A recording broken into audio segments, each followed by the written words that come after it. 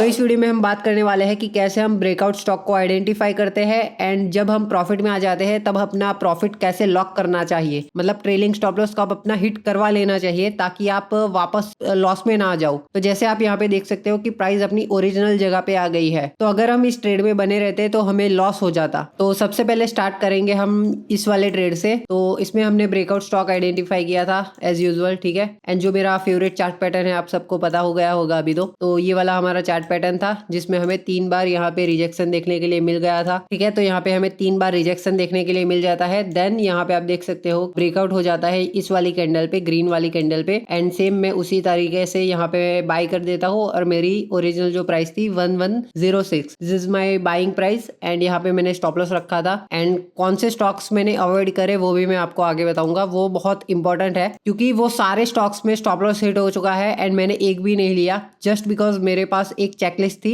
And most importantly मेरा एक rule है उसके ऊपर मैंने फॉलो किया तो मुझे इसमें टारगेट मिला। एंड बहुत सारे स्टॉक्स ऐसे थे जिसमें सेम टाइप का ब्रेकआउट हुआ था बट मेरा एक रूल फॉलो नहीं हो रहा था तो मैंने वो स्टॉक्स को नहीं लिए एंड वो सारे स्टॉक्स में स्टॉप लॉस हिट हो चुका है। तो वो कौन सा रूल था वो मैं आगे आपको बताऊंगा। एंड अगर आपको मेरे सारे रूल्स एंड चेकलिस्ट जाननी है कि मैं ट्रेड लेने से पहले कौन से रूल्स को फॉलो करता हूँ, मेरा ट्रेडिंग प्लान क्या होता है, किस तरीके के ब्रेकआउट्स को मैं ट्रेड करता हूँ, तो आप कंसिडर कर सकते हो मेरी 30 days to master trading book. इसमें मैंने सारा A to Z आपको बताया है कि कैसे मैं स्टॉक्स को आइडेंटिफाई करता हूँ। इस बुक में मैंने आपको प्रोसेस बताया है कि कैसे आप 30 डेज के अंदर ट्रेडिंग को मास्टर कर सकते हो। So if you are interested do check out link in the description. तो अब आते हैं हम अपने रूल्स के ऊपर। तो सबसे पहले मैं यहाँ पे EMA अपना ऑन कर देता हूँ जिसमें मैंने 50 एंड 200 EMA लगाए हैं। तो ब्लू वाली लाइन 50 EMA है एंड रेड वाली 200 EMA। तो इसमें आप देख सकते हो कि प्राइस ने यहाँ पे ब्रेकआउट किया, मैंने थोड़ा जल्दी ले लिया था, मैं थोड़ा जूम करके ही आपको दिखाता हूँ। एंड ये वाला हमारा सपोर्ट जोन है थोड़ा सा जिसका कि ब्रेकआउट हो चुका था उस वक्त। एंड अगर आपको समझ नहीं आ रहा कि मतलब ये थोड़ा चॉपी हो रहा है, ठीक है, यहाँ पे तो आप थोड़ा सा इसको लाइन चार्ट में कन्वर्ट कर सकते हो एंड देख सकते हो कि परफेक्ट मैंने ब्रेकआउट कैंडल के थोड़ा सा पहले बाई कर लिया था।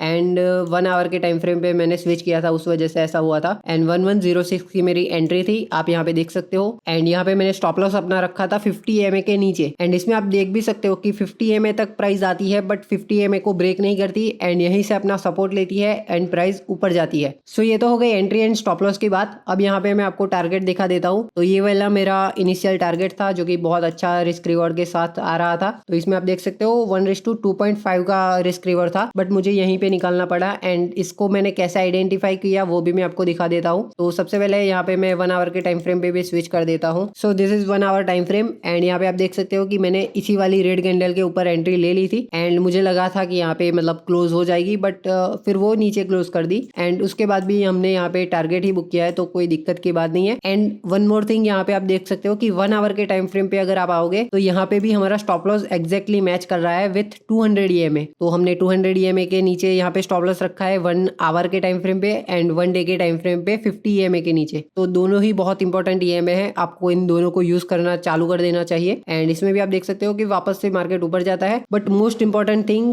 कैसे मैंने आइडेंटिफाई किया कि यहाँ पे टॉप पे मैं सेल करूंगा और मार्केट यहाँ से नीचे जाने वाला है, ये मुझे कैसे पता चला? तो चलिए मैं बताता हूँ आपको। सबसे पहले मैं ड्राइंग थोड़ा सा छोटा कर देता हूँ ताकि आपको पता चल जाए। तो यहीं पे मेरी एग्जिट थी, एग्जैक्ट यहीं पे मेरा 1145 ये वाला मेरी एग्जिट थी। So as you know I am also trading RSI, ठीक है। RSI मुझे बहुत अच्छा लगता है। एंड सेम वे मैंने यहीं पे देख लिया था कि यहाँ पे RSI डाइवर्जन बनने वाला है, इनफैक्ट बन ही गया है। यहाँ पे सिर्फ रेड कैंडल की यहाँ पे कमी थी जो कि यहाँ पे अगले ही कैंडल रेड कैंडल बन जाती है। एंड मुझे पता था कि यहाँ से ब्रेकआउट आ रहा है एंड लकीली मुझे टॉप यहाँ पे कैप्चर करने के लिए मिल गया। तो इस तरीके से मैंने इसको आइडेंटिफाई किया है। RSI की वजह से मैंने अपना बुक किया, प्रॉफिट लॉक इन कर दिया, ठीक है। एंट्री हमने ली थी 50 एंड 200 EMA के वजह से। एंड 1 डे के टाइम फ्रेम पे हमें और चीज ने मदद किया है, वो है चार्ट पैटर्न। तो मेरी रूल बुक में मैंने सारी चीजें आपको बताई है। सो नेक्स्ट टाइम अगर आप ट्रेड ले रहे हो और आपको दिखे कि प्राइस 50 एंड 200 EMA के ऊपर नहीं है एंड ब्रेकआउट हो चुका है तो आपको वो स्टॉक को अवॉइड करना चाहिए। So let me show you my another trade. तो ये ट्रेड मैंने इस वाले स्टॉक में लिया था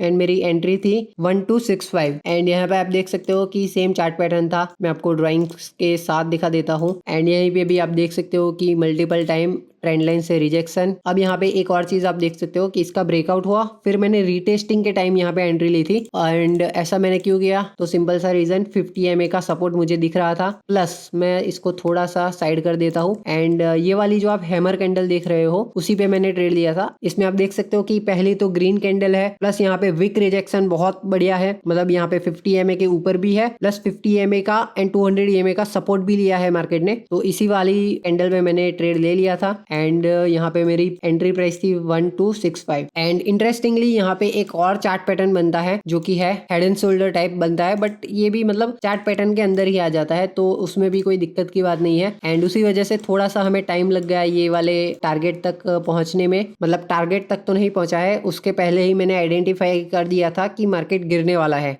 एंड इसमें मेरा टारगेट ये वाला था जो कि बहुत अच्छा रिस्क रिवॉर्ड रेशियो मुझे दे रहा था, बट मतलब 1:2 भी कोई बुरा नहीं है। इसमें मेरा 1:4 तक जा सकता था क्योंकि इसके बाद भी यहाँ पे ब्रेकआउट आने वाला था, बट लकीली जो हमें मिला वही, उसमें हमें खुश रहना चाहिए। एंड यहाँ पे मैं 1 आवर टाइम फ्रेम पे आपको दिखा देता हूँ कि क्या सीन था। सो इसमें भी आप देखोगे बहुत अच्छा सा हमारा थोड़ा सा चॉपी, देन यहाँ पे हमारा सिंपल सा टारगेट, बट यहाँ पे मैंने बुक नहीं किया, मैंने बुक किया था इस वाली कैंडल पे।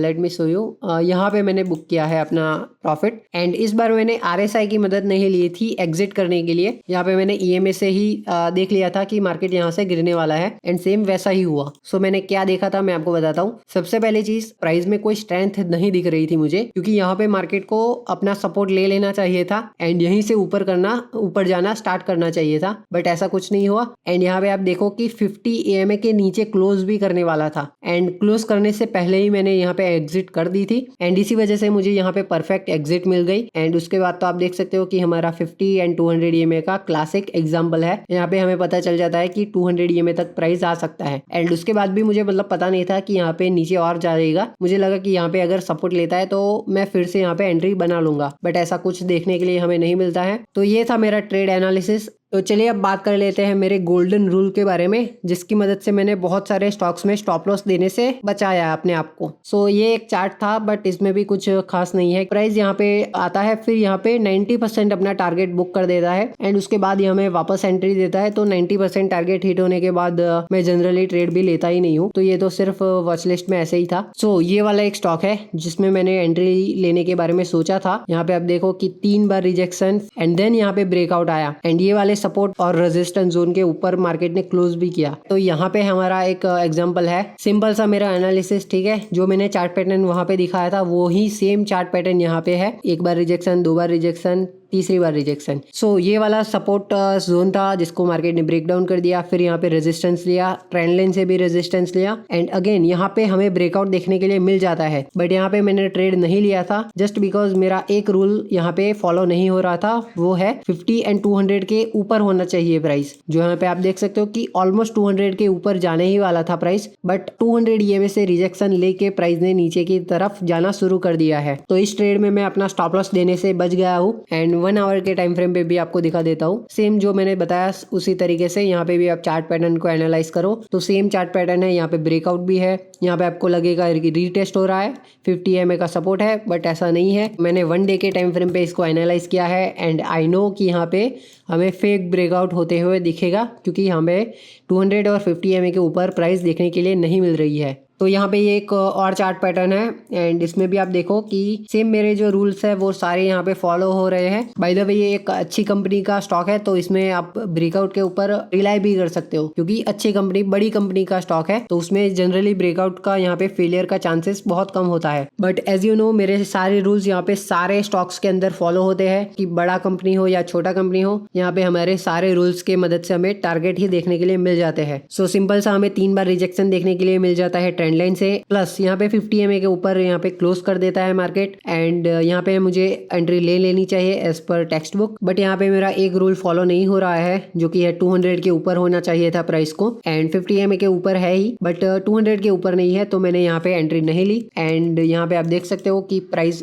थोड़ा सा ऊपर गया, एंड ये वाला टारगेट भी, इवन ये वाला टारगेट भी मार्केट ने नहीं दिया है, क्योंकि अगर देना होता तो मतलब 200 के ऊपर अगर प्राइस होता तो यहाँ तक भी जाता, बट ऐसा नहीं है। तो हमें हमें ये देखने के लिए नहीं मिला एंड वापस से यहाँ पे 50 EMA के ऊपर आता है। एंड इस बार मैंने सोचा भी था कि अगर मुझे यहाँ पे दिख जाता है प्राइस में ग्रीन कैंडल तो मैं यहाँ पे एंट्री ले सकता हूँ, बहुत मतलब छोटे रिस्क के साथ, मतलब क्वांटिटी अपनी बहुत कम कर दूंगा एंड रिस्क रिवॉर्ड भी मैं यहीं तक रखूंगा। बट ऐसा कुछ भी देखने के लिए नहीं मिलता है। यहाँ पे मैं 1 आवर के टाइम फ्रेम पे आपको दिखा देता हूँ। यहाँ पे भी कुछ खास नहीं है, यहीं पे सिर्फ आपको ब्रेकआउट एंड यहाँ पे थोड़ा सा रीटेस्टिंग टाइप एंड ये वाला यहाँ पे थोड़ा सा ऊपर जाता है प्राइस। एंड अगर यहाँ पे भी मतलब थोड़ा सा रीटेस्ट ले लेता तो हम कंसिडर करते, बट यहीं पे मार्केट ने दिखा दिया कि नहीं, ये तो हमें नीचे की तरफ ही जाने वाला है। सो वापस आते हैं 1 डे टाइम फ्रेम पे। सो ये बहुत छोटे छोटे रूल्स है मेरे, बट हर बार ये काम करते हैं क्योंकि मैंने बहुत साल दिए हैं इसको सीखने में एंड मैंने इसको ऐसे डिजाइन किया है कि स्टॉप लॉस लेना भी पड़े तो मुझे बहुत कम स्टॉप लॉस हो और टारगेट बहुत बड़ा हो। ऑलराइट, तो यहाँ पे भी आप देखो कि सेम चार्ट पैटर्न है, 3 बार रिजेक्शन, फिर यहाँ पे 50 EMA के ऊपर हमें ग्रीन कैंडल देखने के लिए मिली, बट फिर भी हमने ट्रेड नहीं लिया क्योंकि मुझे पता था कि 50 एंड 200 EMA के ऊपर अगर प्राइस नहीं होती है तो हमें यहाँ पे ट्रेड नहीं लेना चाहिए। एंड सेम वैसा ही हुआ, मार्केट ने back to back red candle बनाई और हमारा स्टॉप लॉस हिट होने से बचा लिया हमें, मतलब मैंने एंट्री नहीं ली तो मेरा स्टॉप लॉस हिट होने से बच गया। सो this is my simple trade analysis. इसमें आपको देखने के लिए मिला कि कैसे आप ब्रेकआउट स्टॉक को आइडेंटिफाई करते हो, 3 बार रिजेक्शन होना चाहिए ट्रेंड लाइन से, फिर एंट्री लेते समय आपको क्या ध्यान में रखना है, 250 EMA के प्राइस ऊपर होनी चाहिए। और मैंने एग्जिट के बारे में आपको बताया कि कैसे हम अर्ली एग्जिट कर सकते हैं अगर प्राइस हमें RSI या 50 एंड 200 EMA का कंफर्मेशन दे देता है कि प्राइस यहाँ से नीचे गिरने वाला है, जिसकी मदद से हमने टॉप पे ही एग्जिट कर दी थी। ऑल्दो यहाँ पे हमारा पूरा टारगेट अचीव नहीं हुआ है, बट दैट्स ओके क्योंकि हमने अपना प्रॉफिट लॉक इन कर दिया है एंड रिस्क को मैनेज किया है। क्योंकि अगर हम ऐसा नहीं करते और पूरे टारगेट के लिए बैठ जाते तो यहाँ पे आप देख सकते हो कि हमारा अभी लॉस हो रहा होता। तो अगर आपको वीडियो पसंद आया तो वीडियो को लाइक कर देना और चैनल को सब्सक्राइब कर लेना and do check out my ebook on Amazon और Instagram।